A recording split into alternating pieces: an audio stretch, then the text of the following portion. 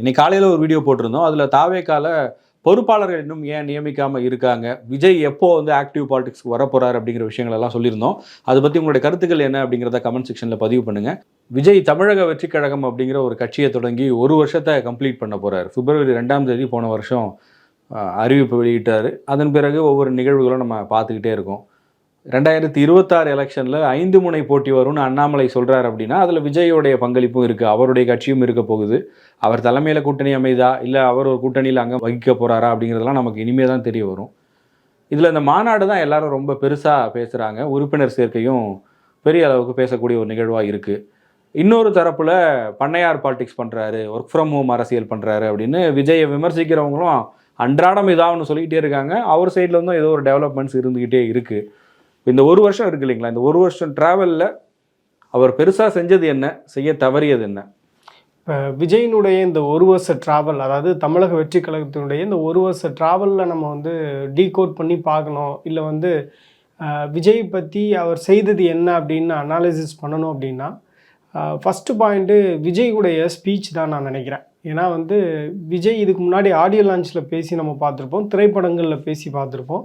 ஒரு அரசியல் மேடையில் எப்படி அவர் வந்து தோன்றுவார், எப்படி பேசுவார், அந்த க்ரௌடை எப்படி வந்து அவர் ஹேண்டில் பண்ணுவார் அப்படின்ற ஒரு பெரிய ஒரு எதிர்பார்ப்பு அப்படின்றது ஒட்டுமொத்த தமிழகத்துக்கே இருந்தது அப்படின்னு நம்ம பார்க்கலாம். அந்த வகையில் பார்க்கும்போது அவருடைய அந்த மாநாட்டு ஸ்பீச் அப்படின்றது ரொம்ப வந்து வெல் க்யூரேட்டடாக இருந்தது அப்படின்றத பார்க்க முடியுது. ஏன்னா விஜய் இப்படிலாம் பேசுவாரா அப்படின்றது பெரிய ஒரு ஆச்சரியத்துக்கு எஸ்ஏசிக்கே அது தந்தது அப்படின்னு நம்ம சொல்லலாம். ஏன்னா ரீசெண்டாக ஒரு வீடியோவில் கூட அவர் சொல்லியிருப்பார், இதுக்கு முன்னாடி கூட 2-3 முறை அவர் அதை பதிவு பண்ணியிருக்காரு. ரொம்ப இன்ட்ரோவர்ட்டாக இருப்பார், பேச மாட்டார், வெளியே அதிகமாக யார்கிட்டையும் கலந்துரையாட மாட்டார், பெஸ்ட் லிசனர் அப்படின்றது தான் நம்ம கேள்விப்பட்ட விஷயம். அதே தான் எஸ்ஏசி சொல்கிறாரு, அவருடைய ஸ்பீச்சை பார்த்து மிரண்டு போயிட்டேன் அப்படின்னு சொல்கிறாரு, ஸ்டன் ஆகிட்டேன் அப்படின்றார். ஸோ அந்த மாதிரி தான் ஒட்டுமொத்த தமிழக மக்களுக்குமே இருந்தது அப்படின்னு நான் நினைக்கிறேன். ஈவன் சத்யராஜ் கூட ஒரு இன்டர்வியூவில் சொல்லியிருப்பார், விஜயுடைய ஸ்பீச்சை பார்த்து நானே வந்து மிரண்டேன், ஏன்னா நாங்கள் பார்த்த விஜய் அது கிடையாது அப்படின்னு சொன்னார். ஸோ இப்போ விஜயுடைய ஸ்பீச் அப்படின்றது ரொம்ப கிளாரிட்டியாகவும் என்ன சொல்ல நினைக்கிறாரோ அதை வந்து தெளிவாக சொல்லக்கூடிய வகையிலையும் இருந்தது, அது ஈர்க்கக்கூடிய வகையிலையும் இருந்தது அப்படின்றத பார்க்க முடியுது. அதுக்கடுத்து விகடன் மேடையிலையும் அவர் பேசுனதும் ஒரு பேசு பொருளானது. எதை பேசணும், முன்னாடி பேசணும், எதை அதுக்கடுத்து பேசணும் அப்படின்ற ஒரு தெளிவு அவர்கிட்ட இருந்தது பார்க்க முடிஞ்சுது. இது வந்து விஜயினுடைய ஒரு பாசிட்டிவ் அஸ்பெக்டாக நான் பார்க்குறேன். இன்னொன்றும் இருக்குது. இப்போ விஜய் வந்து கட்சி பேர் அறிவிச்சிருக்காரு, கட்சி கொடியை அறிமுகப்படுத்தியிருக்காரு. கட்சி பேர் வந்து எந்த அளவுக்கு எல்லாருக்கும் ரீச் ஆயிருக்குன்னு எனக்கு தெரியல. விஜய் கட்சின்னு தான் காமன் பப்ளிக் வந்து சொல்கிறாங்க. ஆனால் விஜயோட கொடி வந்து பெரிய அளவுக்கு ரீச் ஆயிருக்குன்னு நினைக்கிறேன். இன்றைக்கி நீங்கள் அரசியலுக்கு அப்பாற்பட்டு இருக்கக்கூடியவர்கள்கிட்ட கூட வந்து விஜய் கட்சி கொடியை காமிச்சு இது எந்த கட்சி கொடி அப்படின்னு கேட்டால் எடுத்த உடனே எல்லாருப்பா விஜய் கட்சி கொடிப்பா, இது தெரியாதா? இப்போ நம்ம சில விஷயங்கள்லாம் உதாரணத்துக்கு சொல்லுவோம், சின்ன குழந்தைய கேட்டால் கூட சொல்லுவோம் அப்படின்னு. அது உண்மையிலேயே விஜய் கட்சியினுடைய கொடிக்கு அப்படி ஒரு இது கிடச்சிருக்குன்னு நினைக்கிறேன். ரொம்ப பெரிய அளவுக்கு அது ரீச் ஆயிருக்கு, ஈஸியாக ஐடென்டிஃபை பண்ணுறாங்க. அந்த கலர்ஸ் அது காரணமா இல்லை விஜய்ங்கிற பிராண்டு காரணமாங்கிறதுலாம் தெரியல. நிறையா டைம் வந்து இளைஞர்களுக்கு ஒரு பெரிய கன்ஃபியூஷன் தரும்.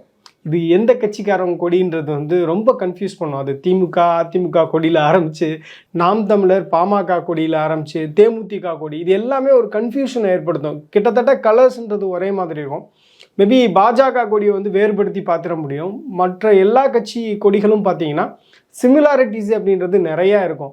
இப்போ நீங்கள் தேமுதிகவும் தமிழக வெற்றி கழகத்தினுடைய கொடியே பார்க்கும் பொழுது அந்த தொண்டர்கள் வந்து மஃப்ளர் மாதிரி போட்டிருக்காங்கல்ல, அதெல்லாம் பார்க்கும்போது கிட்டத்தட்ட 2 ஒன்றுன்ற மாதிரி ஒரு தோற்றம் வந்து வெளிப்படும். இப்போ ஓரளவு அதுக்கெல்லாம் விஜய் ரொம்ப மெனக்கடல் பண்ணாமே வந்து அதை மக்கள் மத்தியில் கொண்டு போய் சேர்த்துட்டாரு அப்படின்னு தான் நான் பார்க்குறேன். இப்போ அடுத்ததாக அவருக்கு ட்ராபேக்காக இருக்கிறது என்னவா இருக்கும்னு நான் நினைக்கிறேன்னா, இப்போ இந்த 1 இயரில் பண்ண முடியாத விஷயம் அப்படின்னா நம்ம இன்னைக்கு காலையில் ஒரு வீடியோ பண்ணியிருந்தோம், அதுதான் நினைக்கிறேன். ஏன்னா அவருடைய முகம் எல்லா இடத்துலையும் ஏற்கனவே பரிச்சயமான முகம், தமிழ்நாட்டு மக்களுக்கு நல்ல அறிமுகமான ஒருத்தர். ஆனால் அவருடைய கட்சி சார்ந்து இவர் தான் இங்கே நம்ம ஊரில் இருக்க போகிறாரு அப்படின்னு நம்ம சொல்லக்கூடிய அளவுக்கான ஒரு தலைவர்களை வந்து இந்த 1 இயரில் உருவாக்கலை. அதுக்கு வந்து அவங்க நிர்வாகிகள் நியமிச்சிருக்கணும். நிர்வாகிகளை நியமித்து அவங்க அங்கே வந்து தொடர்ந்து மக்களை சந்திச்சிருந்தாங்கன்னா கண்டிப்பாக அவங்களுடைய பேர் தெரிஞ்சிருக்கும். இப்போவும் மக்களை சந்திக்கிறாங்க, நலத்திட்ட உதவிகள்லாம் பண்ணுறாங்க, அது இல்லைன்னு சொல்ல முடியாது. பட் இந்த மாவட்டத்துக்கு இவர் தான் விஜய் கட்சியினுடைய ஃபேஸ் அப்படின்னு உறுதியாக சொல்லக்கூடிய ஒரு நிலை வந்து இந்த 1 இயர்லேயும் வரலன்றது உண்மையிலேயே ஒரு டிராபேக் தான். ஏன்னா ஒரு 1 இயர்ன்றது ஒரு பெரிய காலகட்டம். அடுத்து இப்போ மார்ச் மாதத்துலேருந்து விஜய் ஆக்டிவ் பாலிடிக்ஸ்க்கு வராருன்னா கண்டிப்பாக அடுத்த மார்ச்சுக்குள்ளே தேர்தல் தேதியை அறிவிச்சிருப்பாங்க. இந்த ஒரு வருஷத்துக்குள்ளே ஒவ்வொரு தொகுதியிலையும் ஒரு முகத்தை அறிமுகப்படுத்தி அந்த முகத்தின் மேலே நம்பிக்கை வர வைக்கிறதுன்றது சாதாரண விஷயம் இல்லை. இப்போ விஜய் கட்சின்றதுனாலே ஓட்டு போடுறதுக்கு ஒரு கூட்டம் இருக்கும் அப்படின்னாலும் இளைஞர்கள் வந்து யோசித்து வாக்களிக்கக்கூடிய இடத்துக்கு இன்றைக்கி வந்துட்டாங்க. விஜய் நமக்கு பிடிக்கும், விஜய் கட்சி நமக்கு பிடிக்கும், ஆனால் இந்த தொகுதியில் இருக்கக்கூடிய வேட்பாளர் தகுதியானவரா, அவர் நமக்காக வேலை செய்வாரா, இல்லை அவரும் ஏற்கனவே இருக்கக்கூடிய வழக்கமான அரசியல்வாதிகள் மாதிரி அதே பாலிடிக்ஸ் தான் பண்ணுவாரா அப்படிங்கிற ஒரு குழப்பம் சந்தேகம்லாம் இருக்கும். அதெல்லாம் வரக்கூடாது அப்படின்னா கண்டிப்பாக வந்து அவங்க கூடிய சீக்கிரமே வந்து ஒவ்வொரு தொகுதிக்கான பொறுப்பாளர்கள், ஒவ்வொரு சட்டமன்ற தொகுதிக்கான பொறுப்பாளர்களை நியமிக்கணும். இன்னும் ஒரு படி மேலே போய் சொல்லணும் அப்படின்னா நாம் தமிழர் கட்சி தான் இங்கே தமிழ்நாட்டு அரசியல் கட்சிகளில் ரொம்ப முன்னாடியே வேட்பாளர்களை அறிவிச்சிருவாங்க. தேர்தல் தேதி ஒரு 6 மாதம் இருக்கிறதுக்கு முன்னாடி கூட வேட்பாளர் தைரியமாக அறிவிச்சிருவார் சீமான். அந்த மாதிரி இவங்க வந்து தேர்தல் தேதி அறிவிக்கிற வரையும் வெயிட் பண்ணாமல் முன்னாடியே ஒவ்வொரு சட்டமன்ற தொகுதிக்கும் ஒவ்வொருத்தரை வேட்பாளராக அறிவித்து அந்த ஒர்க்கை ஸ்டார்ட் பண்ணாங்கன்னா இந்த திமுக அதிமுக அப்படிங்கிற இந்த 2 பெரிய கட்சிகளுக்கு நடுவில் போட்டியிடணும் அப்படின்னா இந்த அளவுக்கான தயாரிப்புகள் அவங்ககிட்ட இருக்கணும். இது வரைக்கும் பார்க்கும்போது அப்படிப்பட்ட தயாரிப்புகள் அவங்க செஞ்சுருக்கிறதா எனக்கு தெரியல. இப்போ நான் ஏற்கனவே சொன்னல, விஜய்வுடைய பாசிட்டிவ் அப்படின்னு நீங்கள் சொல்லணும் அப்படின்னா அவருடைய ஸ்பீச், அவருடைய எபிலிட்டி, அதாவது ஒரு மேடையின் முன்பு அவர் தோன்றக்கூடிய விதம் அப்படின்றது ஒரு மிகப்பெரிய ஒரு பாசிட்டிவான ஒரு விஷயமா இருக்குது. இப்போ ட்ராபேக்கு இல்லை வந்து மைனஸ் அப்படின்னு நான் பார்க்குறது, பிக்கஸ்ட் மைனஸ் அப்படின்றது அவருடைய மைண்ட் செட். அவர் வந்து கட்சி ஆரம்பித்து ஒரு வருஷத்தில் ஒரு அச்சீவ்மெண்ட்டுன்னு பெருசாக எதுவுமே கிடையாது. அச்சீவ்மெண்ட்டாக அவங்க நினைக்கிறது வந்து அந்த மாநாடு மட்டும்தான். மாநாடுன்றது வந்து ஒரு அச்சீவ்மெண்ட்டே கிடையாது. அது வந்து ஒரு ஆர்கனைஸ்டாக அவங்க பண்ணது. அதுக்கு வந்து இளைஞர்கள் இவருக்கு இருக்கக்கூடிய பிரபலத்தை நம்பி வந்தது. இதெல்லாம் வந்து இயல்பாக ஒரு ஆர்கானிக்காக நடக்கக்கூடிய ஒரு விஷயந்தான். இது ஒன்று மட்டுமே அச்சீவ்மெண்ட்டாக நினச்சிட்டு இருக்க முடியாது. ஒரு பெரிய ஹேப்பனிங் அப்படின்னா அவங்க வந்து விக்ரவாண்டியில் மாநாடு நடத்தினது தான் அவங்களுடைய பெரிய ஹேப்பனிங் இந்த 1 இயரில் அப்படின்றது. ஏன் நான் மைண்ட் செட்டை சொல்கிறேன் அப்படின்னா, விஜயை பொறுத்தவரையில் இந்த 1 வருட காலத்தில் வந்து எவ்வளோ விஷயங்கள் பண்ணியிருக்கலாம். இன்றைக்கி நம்ம விஜயகாந்த் எடுத்துக்கலாம், இல்லை அதுக்கு முன்னாடி வந்த திரையுலகிலேருந்து வந்த எம்ஜிஆராக இருக்கட்டும், ஜெயலலிதா இருக்கட்டும், எல்லாருமே பார்த்தோம் அப்படின்னா அவங்க வந்து அவங்களுடைய பிஸியான ஷெட்யூல் மத்தியிலையும் ஒரு பப்ளிக் லைஃப் அப்படின்னு அவங்க இறங்கி வந்துட்டாங்க அப்படின்ற பட்சத்தில், ஒரு அரசியலுக்கு வந்துட்டாங்கன்ற பட்சத்தில் அவங்களுடைய இன்வால்மெண்ட் அப்படின்றது அட்லீஸ்ட் 50-50 இருந்திருக்கு. விஜயுடைய இன்வால்மெண்ட் அப்படின்றது அப்படி இல்லவே இல்லை. அதனால தான் வந்து விஜய் வந்து ஒரு எலைட் பாலிடிக்ஸ் பண்ணுறாரு, ஒரு பண்ணையார்த்தனமான ஒரு பாலிடிக்ஸ் பண்ணுறாரு, ஒர்க் ஃப்ரம் ஹோம் பாலிடிக்ஸ் பண்ணுறாரு அப்படின்னு சொல்கிறதுக்கான காரணமே. இப்போ ஒரு கொள்கை தலைவர் அப்படின்னு அவர் பேசும்பொழுது அவர் வந்து ஒரு 4 கொள்கை தலைவர்களை இன்ட்ரடியூஸ் பண்ணுறாருன்னா எல்லாருடைய சிலைக்கும் நேரடியாக போய் மாலை அணிவிப்பது, அவங்களுடைய நினைவு நாள், பிறந்த நாள்களில் வந்து அவங்கள நினைவு கூறுவது அப்படின்றது தேவையான ஒன்று. ஆனால் அவர் வந்து பெரியாருக்கு மட்டும் போனார். அப்படின்னா இங்கே பெரியாரை பற்றி பேசினா வந்து மக்கள் ஏற்றுக்கொள்வார்கள். இப்போ மற்றவர்களையெல்லாம் நம்ம வந்து ஒரு ஓட் பேங்க் பாலிடிக்ஸ்க்காக பயன்படுத்திக்கலாம் அப்படின்ற ஒரு மனநிலை.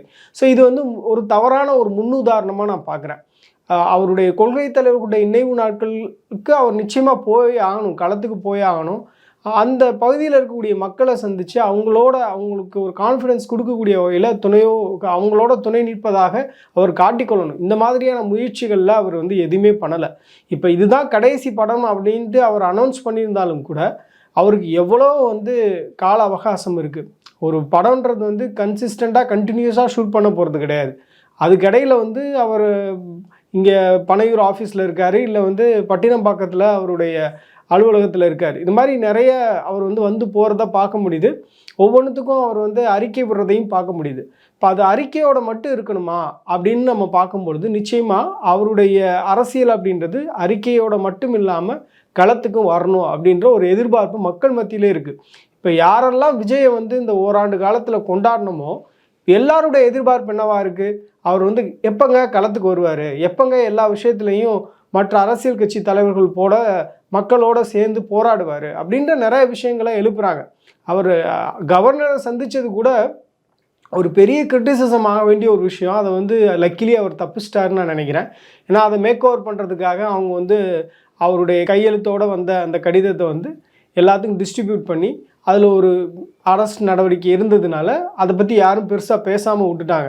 இப்போ இந்த மாதிரி பிரச்சனைக்கு யார் வந்து மூல காரணமாக இருக்காங்களோ அவங்கள எதிர்த்து போராடாமல் அவர் வந்து வேற ஒரு வழியை தேர்வு செய்து அறிவுபூர்வமாக நான் வந்து ஒரு எலைட் பாலிடிக்ஸ் பண்ணுவேன் அப்படின்ற மாதிரி போகிறது அப்படின்றது நிச்சயமாக மக்கள் ஏற்றுக்கொள்ள மாட்டார்கள். அவருக்கு நிறைய கால அவகாசம் கொடுத்துட்டாங்க. நிச்சயமாக அவர் தான் அவருடைய மைண்ட் செட்டை சேஞ்ச் பண்ணி மக்களோட களத்தில் நம்ம நிற்கணும் எல்லா தருணங்கள்லையும் அப்படின்ற முடிவுக்கு வரணும். இப்போ நம்ம ஏற்கனவே ஒரு தடவை பேசினோம், அவர் வந்து பப்ளிக் லைஃப்னு டிசைட் பண்ணிட்டார் அப்படின்னாலே அவருடைய அந்த திரை பிம்பம், திரைப்பிரபலம் இதெல்லாம் வந்து அவர் வந்து கலட்டி வீட்டிலே வச்சுட்டு வரணும். ஏன்னா அட் தி மோஸ்ட் வந்து அவர் யாருக்காக வர்றாரு? மக்களுக்காக வர்றாரு. மக்களுக்காக சேவையாற்றணுன்ற மனநிலையோடு இருப்பவர்கள் வந்து இந்த மாதிரி பிரபல இமேஜ் எல்லாம் வந்து கூட ஒரு எக்ஸ்ட்ரா லக்கேஜாக கூட்டிகிட்டு வர்றது அப்படின்றது நிச்சயமாக அரசியலுக்கு உதவாது அப்படின்னு நான் நினைக்கிறேன். அது வந்து ஒரு பெரிய ட்ராபேக்காக நான் பார்க்கக்கூடிய ஒரு விஷயம். இன்னொன்று நீங்கள் ஹைலைட் பண்ணது வந்து ரொம்ப முக்கியமான விஷயம். ஒரு ஆர்கனைசேஷனுக்கு இல்லை சாதாரண வீட்டுக்கு கூட வந்து ஃபவுண்டேஷன், அந்த அடித்தளம்ன்றது ரொம்ப முக்கியம். அந்த மாதிரியான ஒரு ஸ்ட்ரக்சரே அவர் பில்ட் பண்ணாமல் இருக்கிறாரு அப்படின்றதே ஒரு ஆச்சரியத்துக்குரிய ஒரு விஷயமா இருக்குது, அதிர்ச்சிக்குள்ள ஒரு விஷயமா இருக்குது. ஏன்னா அந்த ஒரு வருட காலத்தில் அட்லீஸ்ட் அவர் வந்து தன்னுடைய கட்சியை வந்து ஒரு வடிவம் பெறுவதற்கு ஒரு ஆர்கனைசேஷனாக அது வந்து ரொம்ப ஸ்ட்ராங்காக இருக்கிறதுக்கான ஒரு உட்கட்டமைப்பு வேலைகளாவது அவர் பண்ணியிருக்கலாம். அதெல்லாம் அவர் பண்ணியிருக்காங்களா அப்படின்னு பார்த்தா கிடையாது. அங்கங்கே வந்து அவங்க போராட்டங்கள் பண்ணுறாங்க, நலத்திட்ட உதவிகள் பண்ணுறாங்க. அன்ஆர்கனைஸ்டாக தான் அது நடக்குதே தவிர ஒரு ஆர்கனைஸ்டாக அது நடந்த மாதிரி தெரியல. எல்லாத்துக்கும் புஷியானந்த் தான் போகிற மாதிரி இருக்குது. ஒரு புதுக்கோட்டையில் ஒரு அலுவலகம் திறக்கனாலும் புஷியானந்த் போய் பண்ணுற மாதிரி தான் இருக்குது. எல்லா இடத்துக்கும் அவரை டிபெண்ட் பண்ணி இருப்பதே அப்படின்றது பார்த்தோம் அப்படின்னா ஒரு கோஷ்டி பூசலுக்கான ஒரு சூழலை தான் ஏற்படுத்தும். எப்படியாவது புஷியானந்துடைய ஒரு நன்மதிப்பை பெறணும் அப்படின்றது தான் தாவேகா கட்சியில் இருக்கக்கூடிய ஒவ்வொரு நிர்வாகிகளுக்குமான ஒரு குறிக்கோளாக கோலாக இருப்பதற்கான வாய்ப்பு இருக்குது. அப்படி இருக்கும்போது நிச்சயமாக கட்சி அப்படின்றது ஒரு வடிவம் பெறாது அப்படின்னு தான் நான் நினைக்கிறேன். அது அந்த ஒரு வருட காலத்தில் வந்து விஜய் செய்திருக்கிறாரா அப்படின்னா நிச்சயமாக செய்யவே இல்லை.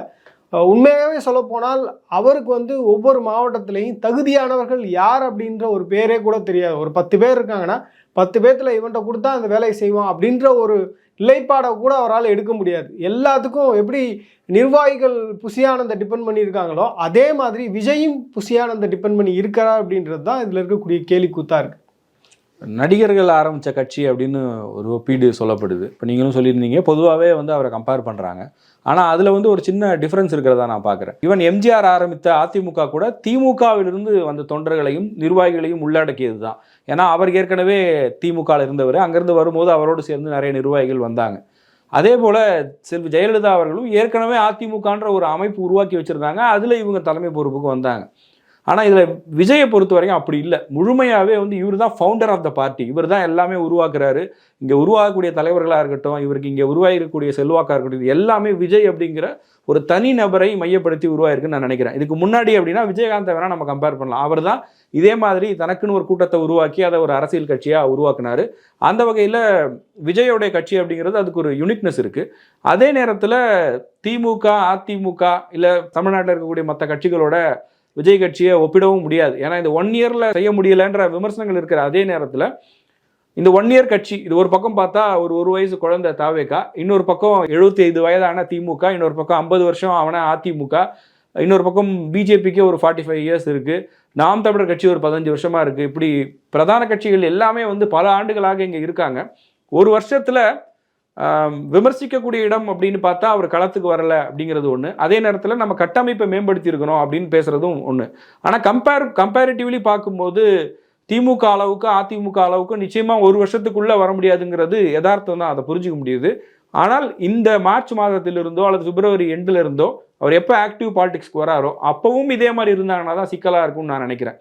அதுக்குள்ளே அவர் வந்து ஸ்பீடப் பண்ணி இந்த ஒரு வருஷம் தான் அவருக்கு டைம் பீரியட் இருக்குது. திமுக ஆல்ரெடி எலெக்ஷன் ஒர்க் ஆரம்பித்து 3-4 மாதம் ஆயிடுச்சு. அதிமுகவும் இந்த பிப்ரவரியில் ஆரம்பிச்சிருவேன்னு சொல்கிறாங்க இந்த பெரிய கட்சிகளை. அப்படி இருக்கும்போது ஒரு குழந்தை இதே ரேஸில் தான் ஓடப்போகுது. விஜய் கட்சி ஒரு வருஷம் தான் ஆகுதுன்றதுனால எலெக்ஷன் கமிஷன் ஒன்றும் அவருக்கு சலுகைகள் கொடுக்க போகிறது இல்லை. சொல்லப்போனால் ரெட்டையிலையும் உதயசூரியனும் நம்ம எல்லாருக்கும் பரிச்சயமான ஒரு சின்னம். விஜய் என்ன சின்னம் வாங்க போகிறாரு அப்படின்றதே தேர்தல் தேதி அறிவிக்கிற அந்த நேரத்தில் தான் நமக்கு தெரிய போகுது. அப்படி இருக்கும்போது ஒரு பெரிய சேலஞ்ச் அவர் ஃபேஸ் பண்ணுவார். விஜய் ஃபேஸ் நல்லா தெரியும், அவருக்கு என்ன சின்னம் கொடுக்க போகிறாங்க, அந்த சின்னம் எப்படி போய் ரீச் ஆக போகுது. கொடி ரீச் ஆன மாதிரி ரீச் ஆயிரும், விஜய் எதை தொட்டாலும் அது பப்ளிசிட்டி ஈஸியாக கிடச்சிரும்ன்றதெல்லாம் ஓகே. பட் இருந்தாலும் ஏற்கனவே இருக்கிற உதயசூரியன் இரட்டையில இதை தாண்டி அந்த சின்னம் மக்கள் மனசில் போய் நிற்கணும் அப்படின்னா அதுக்கு ஒரு டைம் தேவைப்படும். அதே நேரத்தில் விஜயோடு சேர்ந்து அந்த கட்சி நிர்வாகிகளும் பலமாக இருந்தால் தான் அவங்க நினைக்கிறத சாதிக்க முடியும்னு நினைக்கிறேன். இன்னைக்கு இருக்கக்கூடிய சோஷியல் மீடியா ரீச்சுக்கு வந்து விஜய் இந்த ஒரு வருட காலத்தில் வந்து அவர் எதுவுமே செய்யலைனாலும் கூட அவரை பற்றியான ஒரு பாசிட்டிவான ஒப்பீனியன் வந்து ஜென்ரல் பப்ளிக்கிட்ட இருக்குது அப்படின்றதுல எந்த ஒரு மாற்று கருத்தும் கிடையாது. அரசியல் ரீதியாக இயங்கக்கூடியவங்களுக்கு வேணால் வந்து வெவ்வேறு கருத்துக்கள் இருக்கலாமே தவிர, பொதுவாக வந்து ஜென்ரல் பப்ளிக்கிட்ட இது மாதிரி விஜய் வந்து அரசியல் கட்சி ஆரம்பிச்சிருக்காரு, உங்களுடைய கருத்து என்னன்னு கேட்கும்போது மோஸ்ட்லி எல்லாருமே வந்து ரொம்ப பாசிட்டிவான பதில்களை சொல்கிறாங்க அப்படின்றது விஜய்க்கு இருக்கக்கூடிய மிகப்பெரிய ஒரு பாசிட்டிவ். அதனால தான் வந்து இப்போ பொதுவாக அந்த அரசியல் தளத்தில் கூட அவருக்கான இம்பார்ட்டன்ஸ் அப்படின்றது அப்படி தான் வருதுன்னு நான் நினைக்கிறேன். ஏன்னா அவர் வந்து களத்துக்கு வந்தார் அப்படின்னா இன்னும் அது வந்து கூடுதலாக அமைவதற்கான வாய்ப்பு இருக்குது. இப்போ அந்த மேடையில் அவர் கர்ஜிக்கிறதுக்கும் மேடையில் இருக்கக்கூடிய அந்த அக்ரஸிவ்னஸ் வந்து களத்தில் இல்லையே அப்படின்ற ஒரு கவலை அப்படின்றது நிறைய பேர்கிட்ட இருக்கிறத பார்க்க முடியுது. அதைத்தான் எல்லாருமே சுட்டி காமிக்கிறாங்க. இப்போ காலையில் கூட வந்து பலகருப்பையா வந்து டூரிங் டாக்கீஸ் அப்படின்ற ஒரு சேனலுக்கு வந்து ஒரு பேட்டி கொடுத்துருக்காரு. அதில் வந்து சர்க்கார் படத்தப்ப விஜய் அவரை கூப்பிட்டு தனிப்பட்ட வகையில் பேசின அந்த உரையாடல் வந்து அவர் பகிர்ந்துக்கிறார். அது வந்து விஜய்கிட்ட வந்து ஒரு ஜென்யூனிட்டி இருக்குது. அவர் வந்து உண்மையாகவே மக்களுக்கு ஏதாவது செய்யணும் அப்படின்ற ஒரு எண்ணம் இருக்குது. இது நம்ம தொடர்ந்து ரொட்டீனாக பண்ணக்கூடிய விஷயங்கள் தான் பண்ணுறோம், அதுக்கு நல்ல ஒரு வரவேற்பு இருக்குது, அதிக சம்பளம் வாங்குகிறோம், இதெல்லாம் தாண்டி மக்களுக்கு ஏதாவது செய்யணும்னு ஒரு எண்ணம் இருக்குது, பொது வாழ்க்கையில் ஈடுபடணுன்ற ஆசை இருக்குது, அரசியலுக்கு வரலாமான்னு அவர்கிட்ட கேட்டிருக்கார். அவரே வந்து கார் அனுப்பி கூப்பிட்டு வந்து அவர் வந்து பேசியிருக்கார். அந்த உரையாடல் வந்து அவர் பகிர்ந்துக்கிறார். ஸோ அதெல்லாம் கேட்கும்பொழுது விஜய்கிட்ட வந்து உண்மையாகவே ஒரு ஜென்யூனிட்டி இருக்குது. அதாவது ஒரு பொது வாழ்க்கையில் நம்ம ஈடுபடணும், நம்ம நிறையா புகழை வந்து சம்பாரிச்சிட்டோம், அதை வச்சு நம்ம ஏதாவது ஒன்று பண்ணணும் மக்களுக்கு அப்படின்னு நினைக்கிறதுல தவறு கிடையாது. அந்த நினைப்பு வந்து எல்லா காலகட்டங்கள்லையும் பிரச்சனைகள் வரும்போது அவர்கிட்ட இருக்கா அப்படின்றது தான் பெரிய கேள்விக்குறியாக இருக்கிறதா நான் நினைக்கிறேன். ஏன்னா இப்போ ஒவ்வொரு சம்பவங்கள்லையும் மேம்போக்காக வந்து ட்விட்டர் மூலமாக ஒரு அறிக்கை விட்டு போகுது அப்படின்றது அந்த பிரச்சனைக்கு நிச்சயமாக தீர்வாகாது. ஆளுங்கட்சியையும் நம்ம வந்து இதுக்கு மேலே அட்டாக் பண்ணக்கூடாது, அதே மாதிரி மத்தியில் ஆளக்கூடிய கட்சியையும் நம்ம வந்து இதுக்கு மேலே அட்டாக் பண்ணக்கூடாது அப்படின்ற ஒரு அளவுகளோடு அவர் வந்து அரசியல் செய்வது அப்படின்றது நிச்சயமாக வந்து எதிர்காலத்தில் அவருக்கான அந்த எதிர்பார்ப்பை ஒன்றும் இல்லாமல் ஆக்கிடுவதற்கான வாய்ப்புகள் அதிகமாக இருக்குன்னு தான் நினைக்கிறேன். ஏன்னா அவர் வந்து ஒரு வருட காலம் ஆக போகுது அப்படின்றப்ப, இப்போ நம்ம பேசின மாதிரி நீங்கள் காலையில் கூட அதை பற்றியான டீட்டெயில்டான ஒரு வீடியோ போட்டிருக்கீங்க. கட்சியினுடைய அமைப்பு உட்கட்டமைப்பே வந்து ரொம்ப வீக்காக இருக்குது. ஒரு 10 பேர் வந்து ஒரு போஸ்டிங்க்கு போட்டி போடுறாங்க, அதுக்கு வந்து எல்லாருமே 10 பேருமே வந்து புஷி ஆனந்தை நெருக்கிறாங்க அப்படின்றதே வந்து புஷி ஆனந்த் என்ன மாதிரியான முடிவு எடுப்பார்? அவரை பார்க்கும்போது என்ன சொல்கிறாருன்னா, திருப்பி அவர் வந்து ஒவ்வொரு நிர்வாகிகள் கூட்டத்திலையும் பேசக்கூடிய ஒரு விஷயம் என்னன்னா, உங்களுக்கு தான் வந்து முதல்ல பதவி, அதுக்கு பிறகு தான் வெளியிலேருந்து வர்றவங்களுக்கு, தளபதி அதில் உறுதியாக இருக்காருன்னு அவர் வந்து வாக்குறுதிகளுக்கு மேலே வாக்குறுதியை சொல்லி அவங்கள வந்து ட்ரெயின் பண்ணிட்டார், மென்டலி ட்ரெயின் பண்ணிட்டார். இப்போ அவங்களால வந்து அதை மாற்றி சிந்திக்க முடியலை. இப்போ தகுதியானவர்களுக்கு வந்து கட்சி பதவி உண்டு அப்படின்னா அந்த தகுதியை வளர்த்து கொள்வதற்கு 10 பேர் போட்டியிடுவாங்க. அதில் வந்து திறமையாக இருப்பவர்களுக்கு வந்து நிச்சயமாக பதவி கொடுப்பதில் யாரும் வந்து மறுப்பு தெரிவிக்க மாட்டாங்க. இப்போ உங்களுக்கு தான் ஜென்ரல் ஸ்டேட்மெண்ட் விடும்போது என்ன ஆகுது அப்படின்னா, அந்த 10 பேருமே வந்து ஏதோ ஒரு வகையில் புஷி ஆனந்தை ப்ளீஸ் பண்ணுறதுக்கான முயற்சியில் ஈடுபடுறாங்க. விஜயை பொறுத்தவரையில் நேரடியான தொடர்பு அப்படின்றது அவங்களோட கிடையாது. அப்படின்றப்ப புஷி ஆனந்த் என்ன சொல்கிறாரோ அதை தான் அவர் வந்து ஒரு டிசிஷனை எடுக்கிறாரு. அப்படின்றப்ப இது மேலும் ஒரு பெரிய சிக்கலை வந்து விஜய்க்கு ஏற்படுத்துவதற்கான வாய்ப்பு இருக்குது. அதுதான் இந்த ஒட்டுமொத்த பிரச்சனைக்கு காரணம்னு நினைக்கிறேன். தாவேக்கால நிர்வாகிகள் பட்டியல் போட முடியாததுக்கு இதுதான் முக்கியமான காரணமாக இருக்கும்னு நான் பார்க்குறேன். இப்போ இந்த ஒரு வருஷம் எலெக்ஷனுக்கு இருக்குது, இவங்க வந்து தீவிரமாக வேலை செய்யலை, இவர் வந்து ஒர்க் ஃப்ரம் ஹோம் பாலிடிக்ஸ் பண்ணுறாருன்னு ஒரு பக்கம் சொல்கிறாங்க. பட் ஆனால் விஜய்க்கு நெருக்கமாக இருக்கிறவர்கள் சொல்லக்கூடியது என்ன அப்படின்னா, இது ஒரு சப்பாக்கட்டு கட்டுற மாதிரி கூட தெரியலாம், ஆனால் விஜயோடைய பெரிய ஒரு யோசனை என்னவா இருக்குது அப்படின்னா, நம்ம இறங்கிடலாம், இல்லை நம்மளுடைய முக்கியமான நிர்வாகிகளை களத்தில் இறக்கிடலாம், சட்ட ரீதியாக பிரச்சனை வந்தால் கூட சந்திக்கலாம், அரசியலுக்கு வந்தாச்சு அப்படின்னா இதெல்லாம் யோசிக்காமல் கண்டிப்பாக அரசியலுக்கு வந்திருக்க மாட்டார், இவ்வளோ பெரிய மார்க்கெட்டை விட்டுட்டு வரவர். ஆனால் விஜயை நம்பி இருக்கிற அந்த ஃபாலோவர்ஸ் இருக்காங்க இல்லையா, அவங்க எல்லாருமே ரொம்ப ரொம்ப ஒரு 25-30 வயசுக்குள்ளே இருக்கிறவங்க தான். இவங்க யாருமே வந்து அரசியலோ இல்லை போலீஸ் ஸ்டேஷனு கோர்ட்டு இதெல்லாம் பார்க்காத ஆட்கள் தான். இப்படி இப்போவே இவர் வேகம் காட்டுறாரு அப்படின்னா கண்டிப்பாக வந்து சட்ட ரீதியான சிக்கல்கள் வரதான் செய்யும். ஆளுங்கட்சியினுடைய நெருக்கடி இருக்கலாம், இல்லை ஒரு ஏரியாவில் டாமினண்ட்டாக எதிர்கட்சியை, இப்போ ஒரு சில இடங்களில் அதிமுக பலமாக இருக்கும், இல்லை பிஜேபி பலமாக இருக்கலாம், பாமக விசிகான்னு சொல்லி ஒவ்வொரு ஏரியாவில் ஒவ்வொருத்தர் பலமாக இருப்பாங்க. அந்த இடத்துல அந்த பலமான ஒரு கட்சி நிர்வாகியோட ஒரு அமெச்சூராக வரக்கூடிய இந்த சின்ன சின்ன கட்சி இவங்கெல்லாம் போய் அங்கே மோதுறாங்க அப்படின்னு சொல்லும்போது அவங்க ஒரு போலீஸ் கேஸ் வாங்குறாங்க இல்லை அடிதடியில் போய் முடியுது அப்படின்னு சொன்னால் ஒரு பயம் வர்றதுக்கு வாய்ப்பு இருக்குது. இப்போவே அந்த பயம் கிரியேட் ஆகிடும். ஐயோ இந்த வேணாம், நமக்கு தேவையில்லாமல் பிரச்சனைலாம் வருது அப்படின்னு சொல்லி ஒரு பயத்தோடு இருப்பாங்க. இல்லை இன்னொரு மாதிரியும் நடக்கலாம். ரொம்ப ஆக்ரோஷப்பட்டு எங்கள் தலைவனுக்காக நாங்கள் இறங்குறோன்னு சொல்லி அவங்க லைஃப் கெரியரை வந்து தொலைக்கக்கூடிய விஷயமும் நடக்கலாம். ஒரு பொறுப்பான தலைவனாக இருந்து அந்த மாதிரி எதுவும் நடந்துடக்கூடாதுன்றதுக்காக அவர் இதெல்லாம் பண்ணுறாருன்னு அவங்க ஒரு காரணம் சொல்கிறாங்க. ஒரு பக்கம் பார்த்தா இதெல்லாம் ஒரு காரணமாப்பா, அரசியலுக்கு வந்துட்டா இதெல்லாம் நடக்க தான் செய்யும் அப்படின்னு சொல்லலாம். இன்னொரு பக்கம் யோசிச்சு பார்த்தா இந்த அரசியல்லே ஊறி போயிருப்பாங்க சில பேர். வேலைக்கு போக மாட்டான், எங்கேயுமே போக மாட்டான். ஆனால் அவன் வீட்டுக்கு வெளில பார்த்தீங்கன்னா ஸ்கார்பியோ கார் நிற்கும், கழுத்தில் வந்து கோல்டு செயின் போட்டிருப்பான், வீடு வாடகை விட்டுருப்பான், கடையெல்லாம் கட்டி வாடகை விட்டுருப்பாங்க. இந்த மாதிரி ஒரு கோஷ்டி இருக்கும். அவங்களுக்கு இதெல்லாம் பிரச்சனையே கிடையாது. ஆனால் மாதம் ஒரு 30,000 ரூபா சம்பாரித்து ஃபேமிலி ரன் பண்ணிருப்பான். விஜய் பிடிக்குன்றதுனால அந்த கட்சியில் இருப்பான். அவன் வந்து நாளைக்கு விஜய் கட்சியில் ஏதாவது ஒரு பதவிக்கோ இல்லை எம்எல்ஏ அந்த மாதிரி வரணும்னு நினைக்கக்கூடிய நபராக இருப்பான். அவனுடைய லைஃப்பில் ஒரு கேஸோ இல்லை ஒரு பிரச்சனையோ வருதுன்னு சொன்னால் அவன் கெரியரே முடிஞ்சிடும். விஜய் வந்து கெரியரில் உச்சத்துக்கு வந்ததுக்கு அப்புறம் தான் இங்கே வராரு. ஆனால் இந்த மாதிரி இளைஞர்கள் வந்து இப்போ தான் படித்து முடித்து முதல் தலைமுறை பட்டதாரிகளாக இருப்பாங்க. இவனால தான் அந்த குடும்பமே முன்னுக்கு வரும். அவனுடைய லைஃப் என்ன ஆகும் அப்படின்னு விஜய் யோசிச்சு இதை பண்ணுறாருன்னா ஒரு வகையில் அது சரிதான். ஆனால் இது வந்து இப்படியே போயிடக்கூடாது. அட்லீஸ்ட் தேர்தல் நெருங்க அவருடைய வேகத்தை கூட்டினாதான் அரசியல் ரீதியாக அவர் நிற்க முடியும். இல்லைனா இந்த காரணத்தை வந்து யாரும் ஏற்றுக்க மாட்டாங்க, சும்மா சப்பக்கட்டு கட்டுறாங்க அப்படின்னு சொல்லிட்டு போயிடுவாங்க. விஜய் கட்சிக்காரங்கன்றதுக்காக யாரும் வந்து ஓட்டு போட போகிறது கிடையாது. இப்போ நமக்கு வந்து ரொம்ப ப்ராக்டிக்கலாக பேசுவோமே.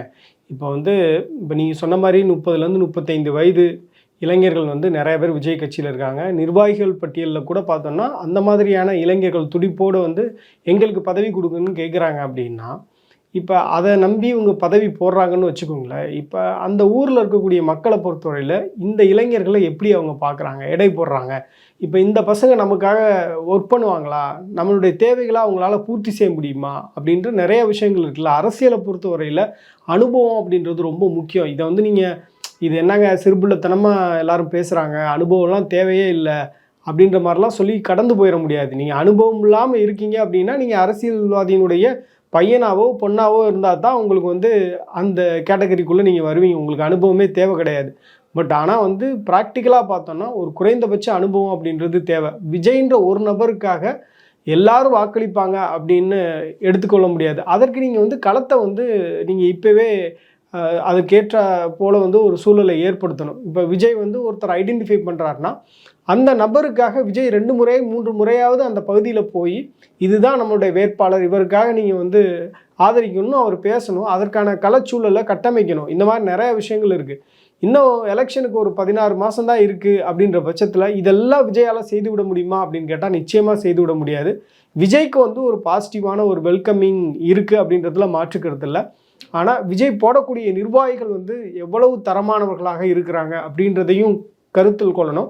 ஏன்னா இப்போ ரஜினியெல்லாம் வந்து அரசியல் கட்சி ஆரம்பிக்கும் போது நமக்கு கிடைத்த தகவல்கள் என்ன அப்படின்னா, அப்போ வந்து ஒவ்வொரு தொகுதியிலையும் அந்த தொகுதியில் சமூக செயற்பாடுகளோடு ஒன்றிணைந்து செல்வாக்கு பெற்றவர்கள் யார், ஓரளவு பணபலம் இருக்கக்கூடியவர்கள் யார் அப்படின்னு ஒரு பெரிய பட்டியலே எடுத்தாங்க.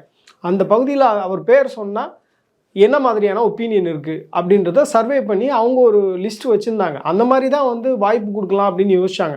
குறைந்தபட்சம் அந்த மாதிரியாவது ஒரு நபர் வந்து எல்லாத்துக்கும் பொதுவான நல்லது செய்யக்கூடிய அந்த பகுதியில் மக்கள் மத்தியில் செல்வாக்குடைய ஒரு நபராக ஒருத்தரை கேண்டிடேட்டாக போடும்போது இந்த பிரபலம் அப்படின்றது சேர்ந்து ஹெல்ப் பண்ணும். அப்போ அந்த நபருக்கு ஒரு முக்கியத்துவம் கிடைக்கும் அப்படின்றது தான். இப்போ விஜய் கட்சியை பொறுத்தவரையில் அந்த மாதிரி ஒரு பிரபலமானவர்கள் இதுவரையும் கூட யாருமே இல்லை அப்படின்றது தான் யதார்த்தமான உண்மை. விஜயை தாண்டி ஒருத்தர் வந்து ரொம்ப பிரபலமாக இருக்கார், இவர் வந்து அந்த ஏரியாவில் எல்லா மக்களுக்கும் நல்லது செய்கிறாரு அப்படின்னு யாருமே வந்து பிரபலம் அடையலை. இன்றைக்கி சோஷியல் மீடியா யுகம் இது. சோஷியல் மீடியா யுகத்தில் வந்து யார் வேணாலும் எப்படி வேணாலும் ஒரு பெரிய இமேஜை கட்டமைக்க முடியும். அப்படி கூட வந்து விஜய் கட்சியில் யாரும் கட்டமைக்கப்படலை அப்படின்றது தான் நம்ம பார்க்க வேண்டியது இருக்குது. ஜஸ்ட்டு இன்ஸ்டா ரீல்ஸில் வந்து சில பேர் விஜயுடைய பாட்டை போட்டு மியூசிக் போட்டு ரீல்ஸ் பண்ணுறாங்களே தவிர மக்கள் மத்தியில் ஒரு அபிமானமானவர்களாக யாரும் தென்படலை அப்படின்றது தான் கலை யதார்த்தம். தாவேகா தொடங்கப்பட்டு 1 வருஷம் கம்ப்ளீட் ஆகிற நிலையில் இந்த 1 இயர் அந்த கட்சியினுடைய செயல்பாடுகள் எப்படி இருந்தது, எதெல்லாம் அவங்களுடைய ஸ்ட்ரென்த்தாக இருக்குது, எது வீக்னஸாக இருக்குது அப்படிங்கிறத இந்த வீடியோவில் டீட்டெயில்டாக அனலைஸ் பண்ணியிருந்தோம். உங்களுடைய ஒப்பீனியன் என்ன அப்படிங்கிறத கமெண்ட் செக்ஷனில் பதிவு பண்ணுங்கள்.